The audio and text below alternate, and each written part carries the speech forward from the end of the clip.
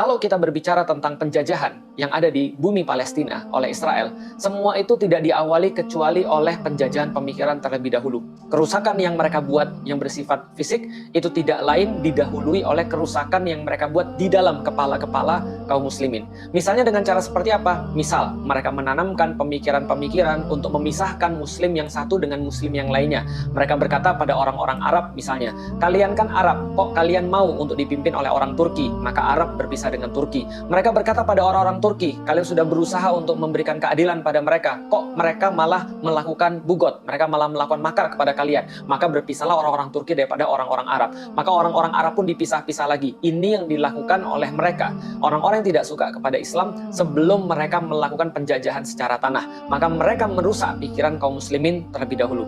Maka ini berkaitan dengan apa yang saya pikirkan pada tahun 2009, bahwasanya perasaan tidak berdaya, perasaan tidak berguna, perasaan tidak bisa berbuat apapun, perasaan bahwa apapun yang kita lakukan seolah-olah tidak berefek, itu justru adalah penyakit pemikiran.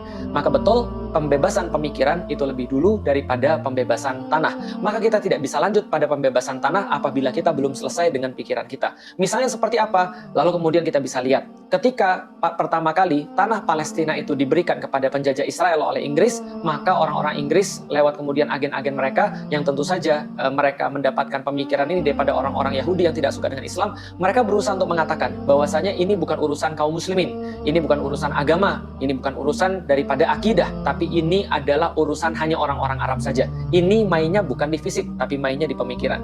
Ini bukan urusan kalian kok, ini bukan urusan antara Yahudi dan Islam, ini bukan urusan agama kok, ini bukan urusan akidah kok, tapi ini hanyalah urusan orang-orang Arab, ini hanyalah urusan orang-orang di sekitar situ saja. Maka diperkecillah dari urusan muslim menjadi urusan orang-orang Arab. Lalu dari urusan orang-orang Arab, lalu dikatakan ini hanya urusan Palestina aja kok, bukan menyangkut orang-orang Arab. Jadi kalau orang-orang Arab nggak perlu ikut campur, ini cuma urusan Palestina aja. Diperkecil lagi, awalnya dari urusan kaum muslimin seluruh dunia, lalu kemudian hanya pada orang-orang Arab, lalu diperkecil pada hanya urusan Palestina. Dan sekarang diperkecil lagi mereka berusaha. Dengan cara apa? Mereka mengatakan bahwa ini hanya urusan politik aja.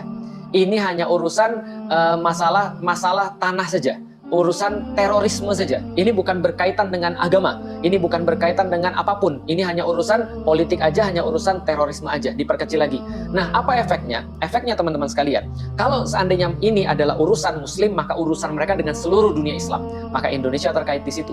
Maka orang-orang mazhab apapun terkait di situ. Maka siapapun mereka, asal mereka muslim, maka mereka harus peduli di situ. Lalu diperkecil lagi dengan urusan misalnya Arab, maka orang-orang Indonesia mulai keluar dari situ. Ya sudah, ini urusan Arab. Yang peduli hanya Mesir, yang peduli hanya Yordan, yang peduli hanya Irak, yang peduli hanya misalnya apa? Semua negara-negara yang terkait di situ, Turki. Lalu kemudian diperkecil lagi, ini bukan urusan Arab kok, ini cuma urusan Palestina aja. Maka orang-orang mulai mundur, dan hanya orang-orang Palestina yang dibiarkan berjuang sendirian. Dan kemudian diperkecil lagi, ini hanya urusan politik, hanya urusan Hamas saja. Maka seolah-olah Hamas ditinggalkan, dipisahkan daripada kaum muslimin di Palestina. Maka penjajahan pemikiran ini selalu mendahului daripada penjajahan tanah.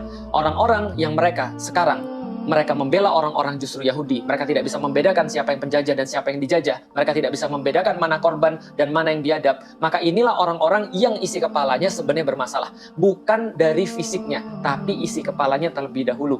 Karena itulah kita harus selalu sadar dan kita harus selalu tahu bahwasanya ini utamanya adalah memang urusan yang diperintah oleh agama. Dan agama kita adalah agama Islam yang mengatur seluruh urusan. Yang mengatur urusan politik, yang mengatur urusan ekonomi, yang mengatur urusan budaya, yang mengatur urusan apapun. Maka problem yang ada di Palestina, first and foremost, ini adalah urusan agama. Urusan seluruh kaum muslim.